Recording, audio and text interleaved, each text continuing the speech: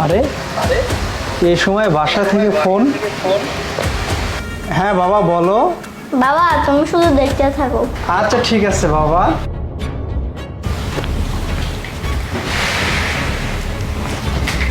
কি রে তুই তুই আমার রুমে কি করতেছিস? আমি তোমার রুমটা গুছাতে এসেছিলাম, গুছানো শেষ, আমি চলে যাচ্ছি। ও রুম গুছাতে আসছিস? আচ্ছা তোকে যে বলছিলাম রান্নাঘরে থালা বাসন আছে, ওগুলো কি ধুইছিস? হ্যাঁ আম্মু, সব কাজই হয়ে গেছে। ও আচ্ছা ঠিক আছে। আরে আমি বাড়িতে না থাকার কারণে আমার মা মরার বাচ্চাকে লিমা এত অত্যাচার করে।